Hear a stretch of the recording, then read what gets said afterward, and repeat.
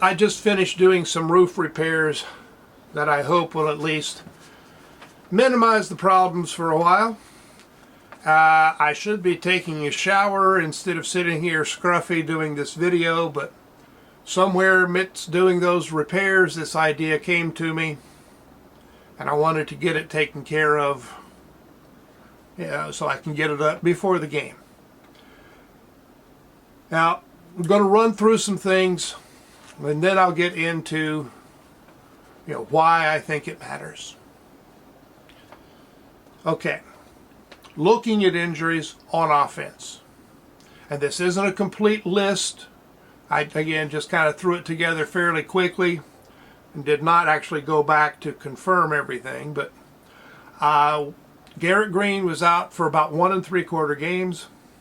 Justin Johnson missed 2 or 3 games between illness and injury. Milam was out for 1 game. Remick was out for 2. Horton was out or limited for the first, I think, 5 games. Mallinger has been out so far for the season. Hopefully he is coming back.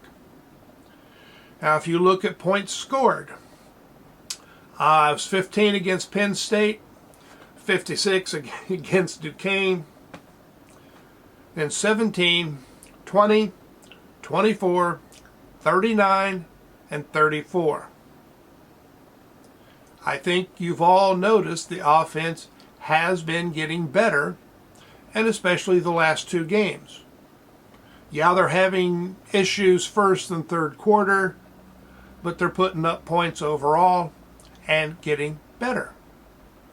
Now, the injuries they've had, I think, are what you could call fairly average. Yeah. And no big injuries where they could least be absorbed, and nothing really long term except for Mallinger. And as the season has gone on, the offense has gotten better. Well, generally speaking, that's the way you want things to go, especially when you've got some inexperienced guys in certain spots. And I think we can fairly say that the lack of major injuries has allowed the offense to improve.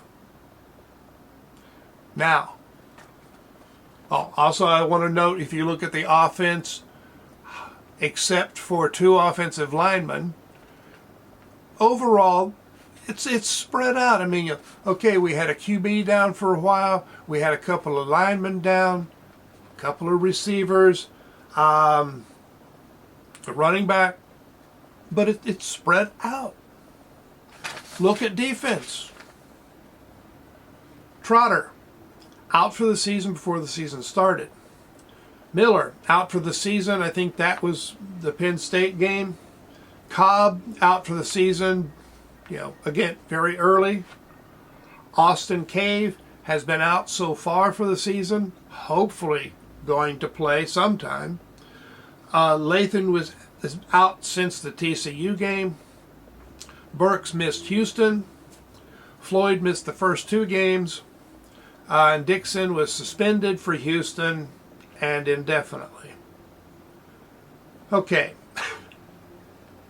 You're not getting a lot of out for a game or 2 injuries there. It's out for the season, out for the season, out for the season. And 3 linebackers. 2 defensive backs out for the season, plus others who have been out for 1 or more games. The injuries are almost all major, and they are focused on a handful of position groups. How many teams can lose 3 linebackers and 2 defensive backs and keep playing as well as they were? Yes, depth is an issue. although it's really not as much depth as it is experience, depth of experience. We've got the talent, but eventually you run out of guys who are both talented and experienced. Now, look at points given up. 38 against Penn State. Then 17, 6, 13, 21, 41, 48. And of course, against Penn State, a lot of those points were late. But it's fair to say that there's a pretty direct correlation between the injuries and points given up.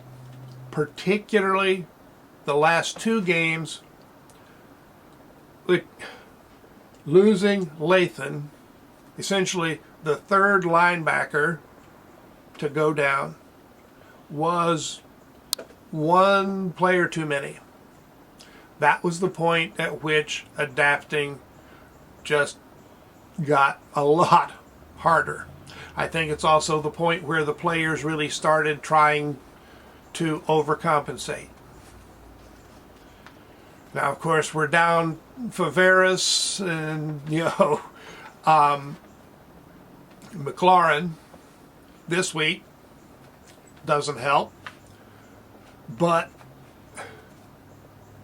the problems on the defense, it's not players, it's not coaching. It's having so many effing injuries in 2 rooms. And I know a lot of people don't want to accept that. They find it easier to blame the coaches, especially Brown or whoever they're maddest at the moment.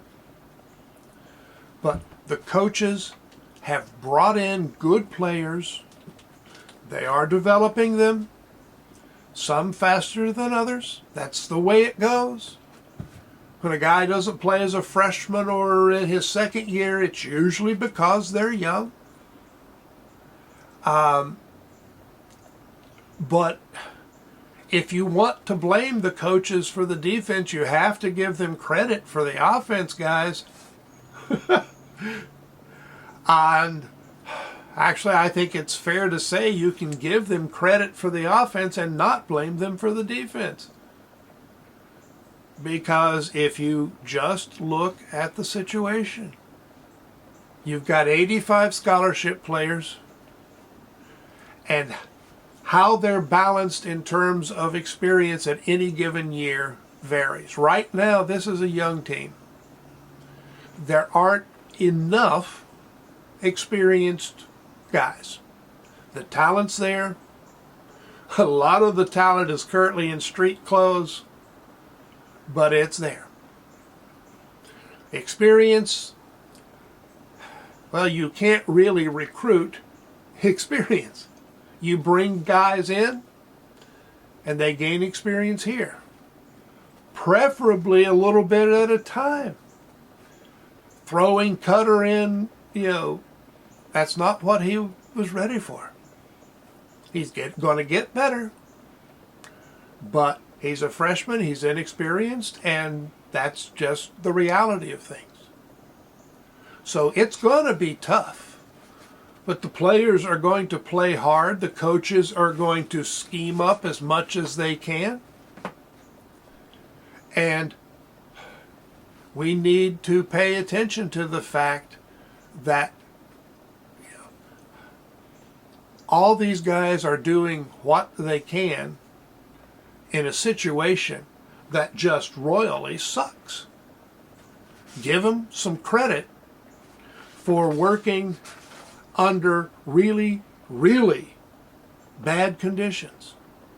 The good news is the offense will continue to get better as long as we don't start having the same kind of injuries on that side of the ball that we've had on the defense. Okay.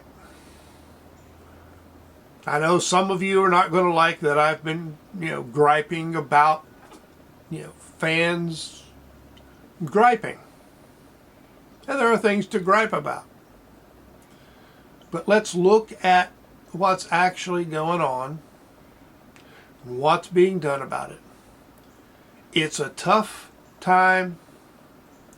Don't kick them while they're down. You shouldn't do that to an opponent, and you certainly shouldn't do that to your friends. Well, let's enjoy the game, and I'll be talking to you later. So long.